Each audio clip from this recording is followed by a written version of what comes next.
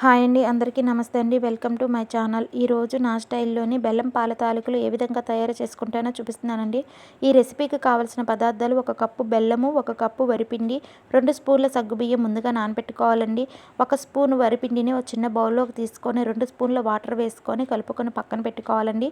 1 spoon ఇలాచీ powder, 2 స్పూన్ల పచ్చి కొబ్బరి ముక్కలు, 2 స్పూన్ల పచ్చి కొబ్బరి తురుము మరియు కొద్దిగా నెయ్యి కావాలండి. ముందుగా స్టవ్ ఆన్ చేసుకొని కడాయి పెట్టుకొని 1 కప్పు వరిపిండికి 1 కప్పు వాటర్ వేసుకొని అందులో కొద్దిగా సాల్ట్ వేసుకొని కొద్దిగా బెల్లం తురుమును కూడా వేసుకొని కలుపుకొని పక్కన పెట్టుకోవాలండి. ఇప్పుడు ముందుగా తురిమి పెట్టుకున్న బెల్లం తురుమును ఒక బౌల్లోకి వేసుకోవాలండి. 1 కప్పు బెల్లం తురుముకి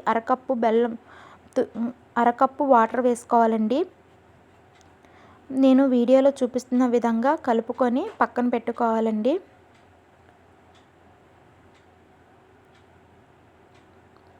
ఇప్పుడు స్టవ్ మీద మరుగుతున్నటువంటి నీటిలోకి 1 కప్పు వరిపిండిని వేసుకొని కలుపుకోవాలండి.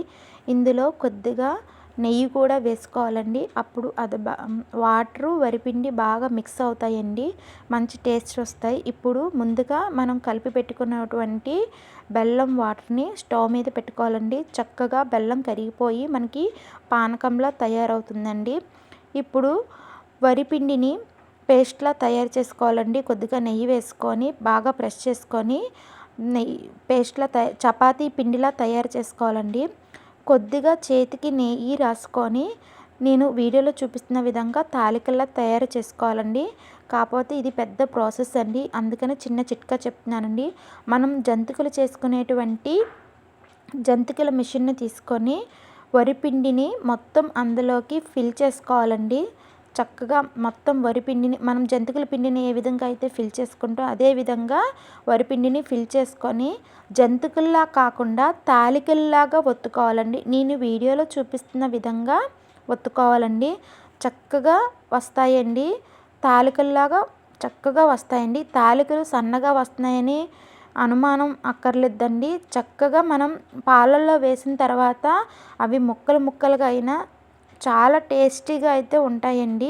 చక్కగా ఉడికిపోతాయండి.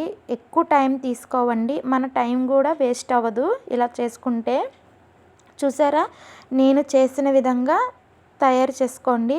చక్కగా పొడి పొడిలాడుతూ ఎంత చక్కగా వచ్చాయో. ఇప్పుడు మళ్ళీ స్టవ్ ఆన్ చేసుకొని కడాయి పెట్టుకొని 1 స్పూన్ నెయ్యి వేసుకొని మనం ముందు చెప్పాం కదండి డ్రై ఫ్రూట్స్లు 2 స్పూన్ల డ్రై ఫ్రూట్స్ ముక్కల్ని వేసుకోవాలండి. చక్కగా వేయించుకొని ఒక బౌల్లోకి తీసేసుకోవాలండి. తర్వాత మనం ముందుగా చెప్పినటువంటి 2 స్పూన్ల కొబ్బరి ముక్కలు కూడా అందులో వేసుకొని చక్కగా వేయించుకోవాలండి.